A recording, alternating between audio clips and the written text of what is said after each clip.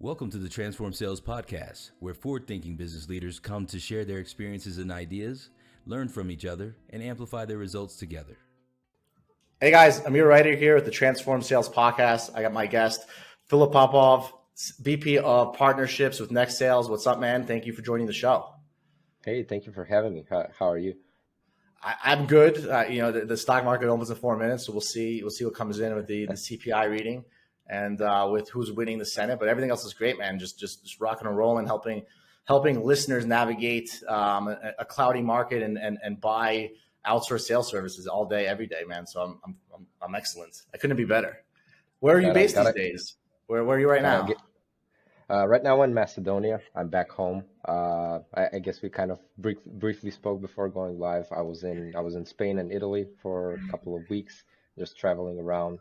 I actually booked for like the Thanksgiving weekend to go to Belgium. So, you aren't just traveling around though. What you were saying to me is that there's an amazing digital nomad community. You're able to work, get done, and have fun at the same time. Absolutely. I mean, at this point, I think every country is catching up on that digital nomad trend. I see people there wasn't even space in a co-working space that I was at, so I had to go to a different place. But doesn't a nomad mean you don't know where you're going? Why can't it just be like digital entrepreneur or digital businessman? Why do we have to be nomads? Let's coin the term. Let's coin the term on this podcast. Then. Yeah, people always ask me too. They're like, "Do you have a call center?" I'm like, "I have an office." I think people use their cell phones every now and then. Like, you know what I mean? It's like, it's like they're on Zoom meetings. I don't know. Was it make it a call center because it's a different country? But it's interesting. Think the call center term is like very, very old at this point. We need it's just weird. New words. It's just weird, Like, I know, and also people working from home at all times. Like, does call center mean that it's filled up with people who use the phone all day? Like, is that what it means, or is it like, where does a call center become a business center? Where does a call center become an office? Right? Yeah, these terms are weird. We won't get into that. I used to joke like when the pandemic started and every one of us at Nextsales went remote, and when they asked me, hey, are you guys a call center? I told them, well, kind of like a decentralized call center if you want it like that. But it's easier to give people what they want to hear than to educate them, right? You're like, yes, we're a call center, and they're like, they keep going, and then you try to educate them, and they're like turned off because in their mind they want a call center. I don't know what that really means, right?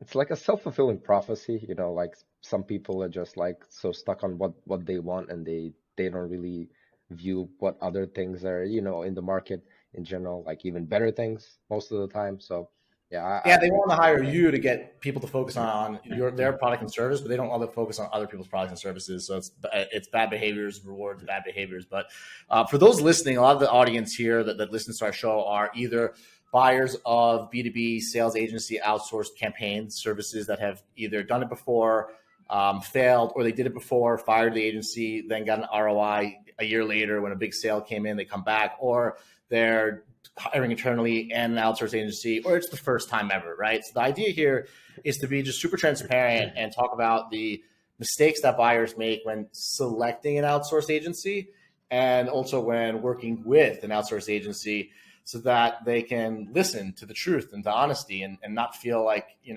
when you tell them the truth about what they should be doing, that you're selling them, right? So just kind of creating this atmosphere where we can just give them the real information in a good way so that buyers and sellers can behave with each other. And I keep putting this book, Same Side Selling, because when you read it over and over again, it talks about the adversarial buying culture that is out there. And people just lose money when they think they're negotiating something and finding the wrong agency. And it's just a lot of potential out there, right? Where $1 million of sales could be $10 million of revenue and valuation. So it's not something that, we want people messing up on, right? We want to see companies succeeding and investing back in their products, and we want to see agencies succeeding. So we'll have to open up with just who you are and how you got into outsourced sales work to begin with. And then let's flow into just the problems that people you see in the market. Sure.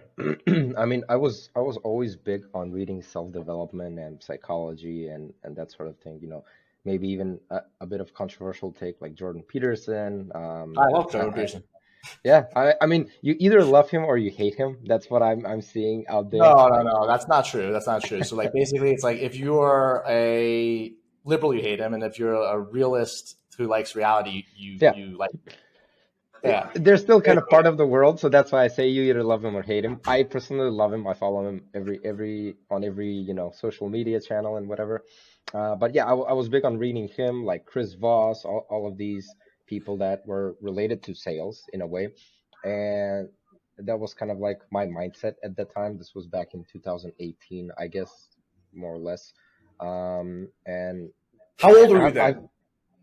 I was like 21, I guess, 20, 21, For something like that. all those millennials crybabies out there, Rock. He's 21 years old, getting shit done. All right, keep going, man. But I'm impressed.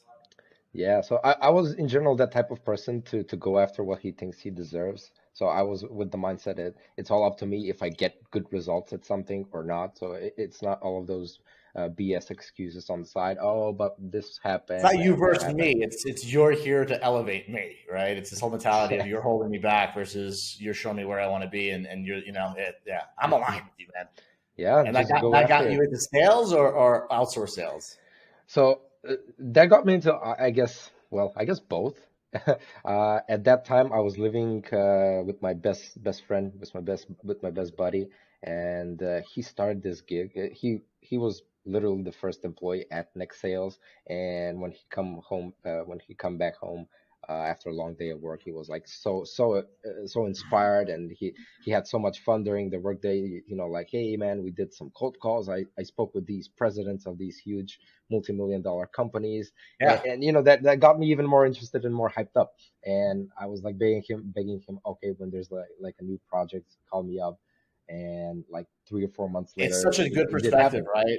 Instead of like how I got hung up on by a president, it's like, fuck, I had the opportunity to actually talk to somebody, Yeah, right? Yeah, yeah. I agree with you. Different Just being perspective, different way of grateful. looking at the same thing, right? Exactly, just being grateful about the opportunity to speak with those type of people, and that eventually we actually baked in gratitude as one of the core values at Next Sales. So yeah, I guess that's kind of like what got me interested into sales first off, and outsource sales like we mentioned it, part of it.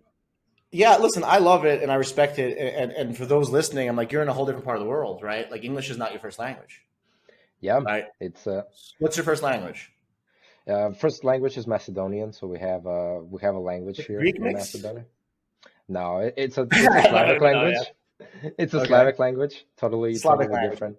Yeah, the Yeah, point I'm trying to make is that you speak super clearly. You're professional. You're 25 years old. You started at 21. You were yeah, calling CEOs of leaders of companies, and you didn't complain because you knew that you were not a victim of somebody hanging up, but you were a lucky person to receive the opportunity. And I believe that. And I don't know much about Macedonia, right? And I don't know much about that yeah, area, but I know that I know from a high level that opportunities might be harder to come by in those areas. Where mm, in America, opportunities were easier. People getting laid off now, right? And it's a little tight, and it's nice to see that perspective because, frankly, a lot of people are scared to pick the phone, scared to talk to people. So, like here, you have oh, for Philip, sure. 22 years old, in a second language, talking to leaders, and it motivates him because it should motivate him, right?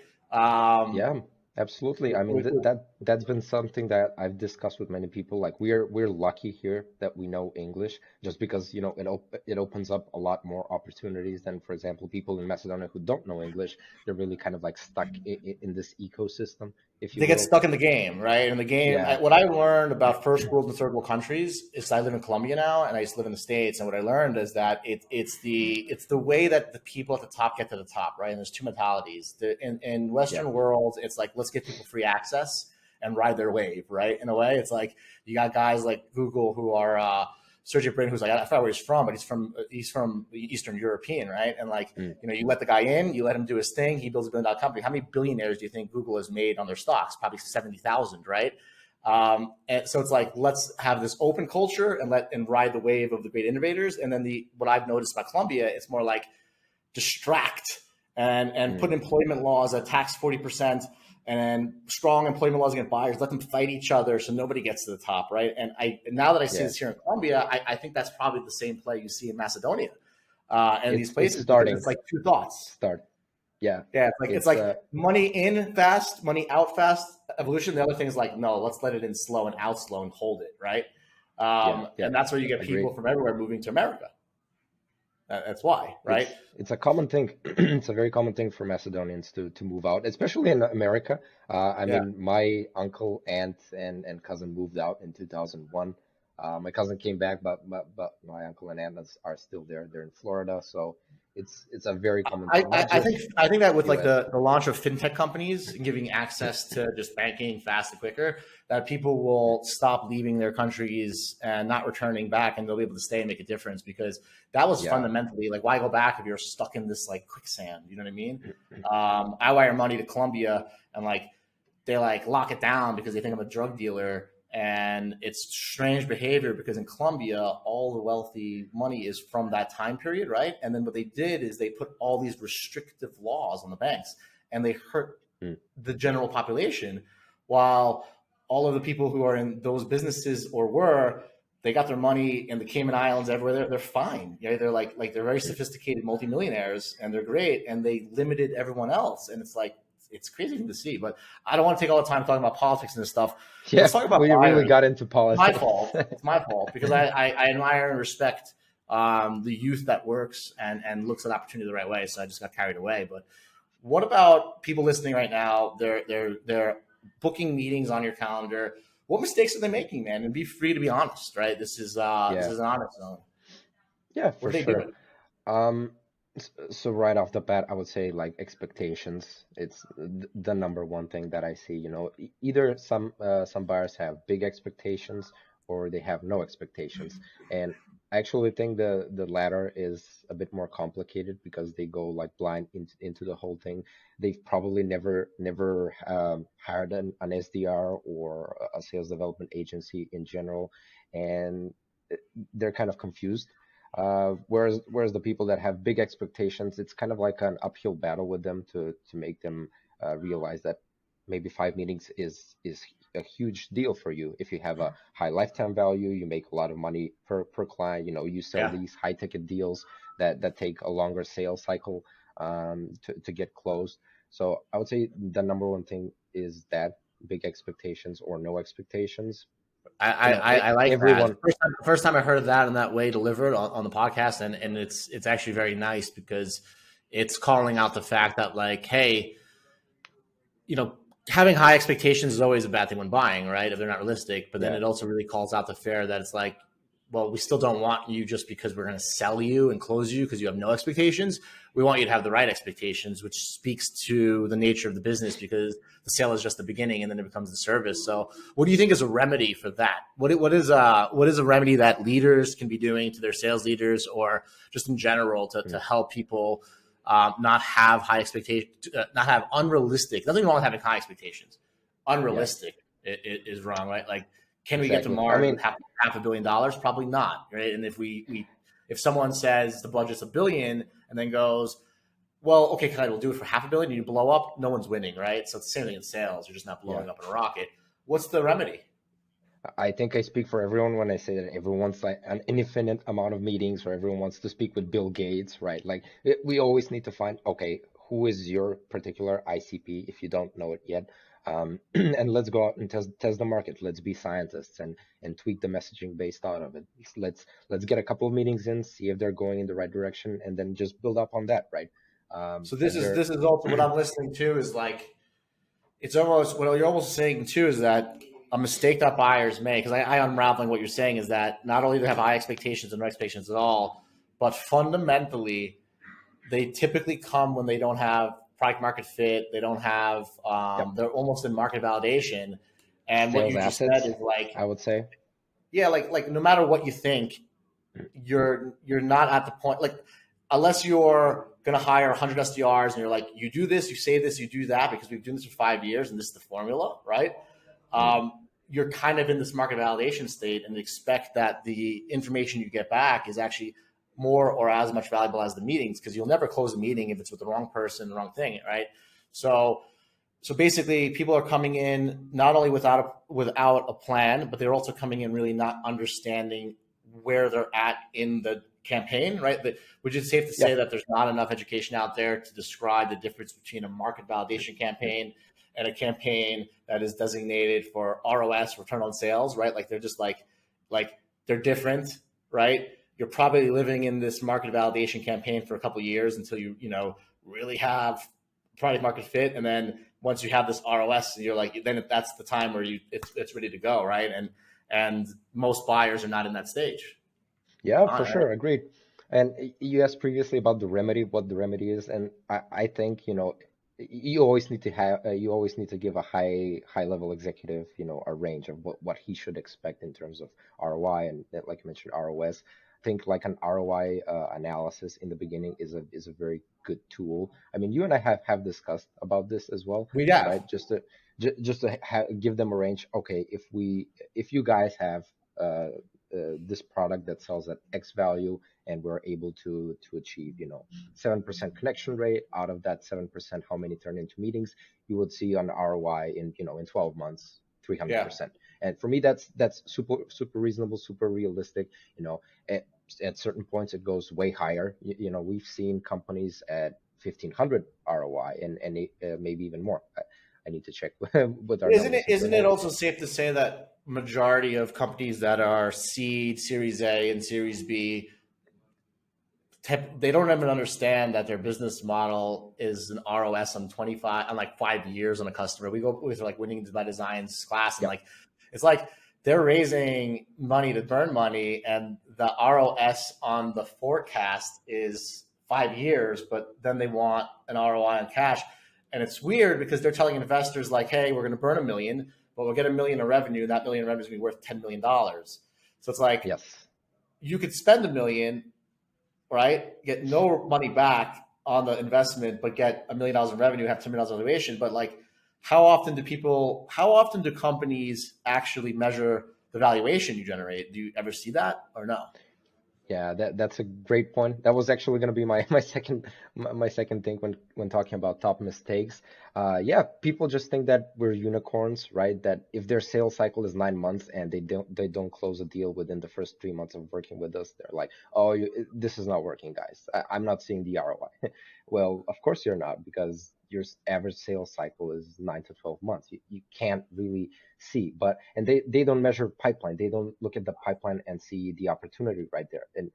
And we've had clients with where we had meetings with Nike and Chewy and all of these huge big Fortune 500 companies, and it's kind of, sometimes I think they even turn a blind eye to those opportunities, but eventually they will bring in revenue, right?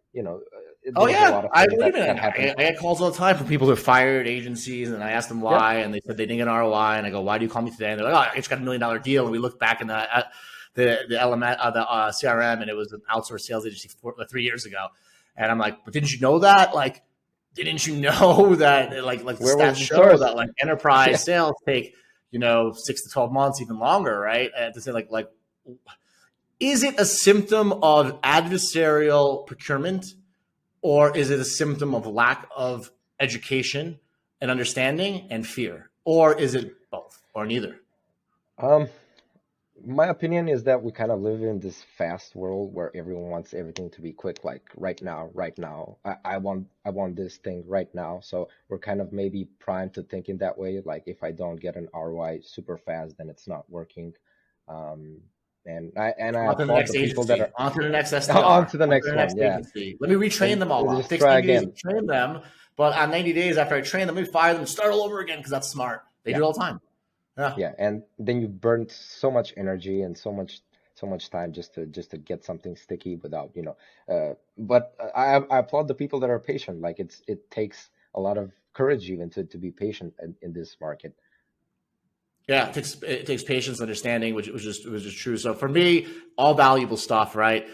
Not unrealistic ROI expectations or no expectations, right? And then at the same time, just like a lack of education on like the real sales process. They have an enterprise product, and they don't even study like the stats of like how long does that take, right? So they're coming in focused only on their product and who it helps, not on how buyers buy, right? And that's a big deal. So tell me a little bit more about, I'm listening right now to the podcast. I want to hire a B2B agency. Who are your best customers? What do they look like from a product type? I'm gonna pigeonhole you. I'm gonna make you pick between software and sales. You're gonna pick one. And then we're gonna get into Once you pick one, we're going to get into the next ladder. Where's their target market? What's their ACV? And who you help the best, because that's what we want. We're a marketplace, and we want the 20% of your revenue that comes from the 80% of your revenue that comes from 20% of your best customers to go to you. And we want them listening and going to you. So tell us who they are. Software or sales? Start there. You got to pick one. Oh man, very, very difficult. Software or services? Sorry. I'm gonna go with software, probably. Just, I don't know. It's something about having a product that makes it more sticky to me. It may be just a personal opinion. We're a service type of business, so I understand. Professional services is its own animal when it comes to selling. Like services work. They have high LTVs, but they're also harder to scale, right? Because if you do really, really well, they have to then hire 20 new consultants, right? So you don't have the supply. That's the real thing. What you're really saying, right? With software, they got a really good product. Bam, bam, bam, bam, bam. You could open 1,000 servers, no problem. You get 1,000 customers. Good job. You got a 10x ROI, but you might not scale. So I know why you picked software. It's kind of a trick question. Now that we're software, what are we? Are we a startup? Are we seed round? Are we Series A? Are we publicly traded? I would say all of the above, but there's a certain, all of the above is not a choice on the test. It's not a choice. Well, I'll tell you why. You can talk all of the above. I'm bringing you the ones you bring. Right. I mean, ideally, we want to work with people, or rather companies that have a sales team, like not, and that's why I say not startups, just because most of the time they don't really have a dedicated sales team. And when I say sales team, I mean account executives, director of sale, people that will actually take the meetings instead of people that will convert at 20%. Yes. And then if you tell them, hey, you're converting at 10%, and they look at the record and see the account executive only followed up 2 times, they'll fire him versus fire you. That's what you want. Yes. Educated buyers. One of the other mistakes that people make is, just not follow up on the meetings to close the deals. So we definitely want to work with companies that have a sales team. No matter if it's in the infancy stage. It's hard because if you look at lawn services, right? It's the equivalent of they expect you to load them on and be gone, and then what you really are doing is did you water the plant yesterday? Did you how's the leaves looking? What's the color, right? You need the feedback every day, and that's how it's different. So the follow-ups are important, especially if the guy's not coming to your website, he doesn't know he's a problem. You call him, you email him, and now they treat him like he's inbound, right? How can I help you today? Exactly. What do you need from me? And you're like, what do you mean? You're like Filip called me and did a really awesome job getting me on the phone. Why are you treating me like I'm an inbound, right? So I actually had a very practical. I have a very practical example. We used to work with a cybersecurity client, and the CEO was taking the calls. And at a certain point, it was okay because we didn't have too many. He was totally Indian, wasn't he? Once we scaled up to 3 people, he had 2 or 3 calls every day, and he couldn't pick up and keep up. And he basically canceled half of those, and the other half that he took, he didn't really follow up on them. It was just like, hey, this is us. Here's a brochure. You should be lucky to buy my product for $50K. Yeah. It went like that. And that's why I always say, we want to work with companies that have a sales team. That's a good sales team, right? Because not every sales team is the same. Sometimes a lot of founders of technology companies, especially cybersecurity, they tend to be more product leaders than anything else, right? They're chief product officers, chief technology officers. They call themselves CEO because they own the company, but then they get the calls and they just feature dump. And they I built the best product in the world, and here are all these features. And they never ask a question of what business case is it solving? What improvements do you need from this, right? Because all they're doing, they spent their whole life building this product. They're in love with it, and they think that you should be in love with it too, right? And the guy listening is just what's my investment? What's my ROI on your software? Is it faster, cheaper, more efficient, right? And it's ironic. So basically, your best buyers, software companies, Series A, they got a good sales team, they got good communication, right? Yep. Anything else? So we mentioned even, big companies. We also have huge companies as clients. The reason why I personally don't like working with them is the internal politics and everything, the bureaucracy. It takes so long to get an approval from one person then it goes to procurement, then in legal. I'm that type of person who, really hates these bureaucracy type of system companies. I've seen it so bad. So it's too big. I love what you're saying because it's nice because it's no plan. It's basically they come in and they have crazy expectations or no expectations, right? they're a business that's either too small or too big. Too big. And Yeah. this is what I want to hear from you, Filip, because you have Yeah. a sweet spot, Right. and you do Right really in the well middle. with your sweet spot. SMBs, mid It's market, not right in those the are middle. perfect. It's where you do very well, and that's as a Yep. service company, that is what you should be focusing on, because you match well with a certain profile, and there's nothing wrong with that, right? I think the tendency for service companies, including myself when I was one, is that you don't want to say no to people, but you would, right? If you knew that every year you got 100 customers, and 100 customers could be what you just described, you take it, but you say yes to other people because you're not 100% sure you'll get those 100 customers that look exactly the same, right? Yeah, so for sure. our job at CloudTask is to get you those 100 customers, right? Because we know that exponentially, if you keep focusing on it, you'll end up writing a book. Too big, too small, didn't plan too much, right? And that's where you'll really see that exponential growth. So with your clients, because that's your sweet spot, man. And you need to double down on that, because frankly, you're just gonna get better and better and better and better and better at working with those companies, and you'll become unstoppable, right? And that's a very nice place to be, right? I think Series A going to Series B, not too big, not too small, right? Yep. Taking people from 5 to 30 million in revenue, all day, you'll have a highly successful agency, and you'll continue to crush it. Are people mainly targeting Eastern Europe, APAC with you guys? Are they targeting the States? Just States. Right now, we're just awesome. I mean, North America in general, so Canada as well. But that's what we're focused on. We used to do Europe previously, but it kind of bugs our internal operations, because how we're set up, it's not like we're outsourcing a person, but outsourcing a whole department. So you also have management overhead. We have the sales operations manager roles baked into the offering, the SDR manager, the customer success manager. So all of those people need to work together to get success. And it's easier if you have one person and he can work in European time zones, but it's way more difficult to have 4 people Dude, working I in the love same what time you're zone. saying, because you US software companies, Series A, you got a good sales team. You're not too big, you're not too small. You don't have crazy expectations, but you have expectations. Like, sorry, but there are thousands of companies that need your help in that sweet spot, right? And my assumption is, and we don't need to get into it, that based in Macedonia, that your cost might be effective, right? You might have a little bit more of a cost effective. You don't sell on price because we're generating revenue, but I would assume that you guys also are an option for companies like that could get a little bit of a better rate than potentially a US based agency, just because of cost of living standards, right? Don't expect something totally crazy, but a little bit probably, but maybe not, right? Because it all depends on what you deliver, which is great. That US versus the rest of the world debate has always been stupid to me, because how do you know? Okay, the language, I get it. Like, people in the US probably speak better English than someone from France or whatever. But how do you know? How do you evaluate their skill set? How do you think that someone in the US is better at sales than me or that person from France? And you know why? Why does that justify? You lived in America, it's all gravy. But if you don't, you're somehow a stranger. I know. People always say to me, like, I'm in Colombia. They're like, you wouldn't hire in Colombia. I'm like, I'm in Colombia. You wouldn't hire me. I'm like, I just sell you $100 million of software sales in 3 years. Well, what's wrong with me? You know what I mean? And it's this weird concept that America's a melting pot. You can be anything in America, but you can't be anything elsewhere. Strange. Yeah. Those days are numbered.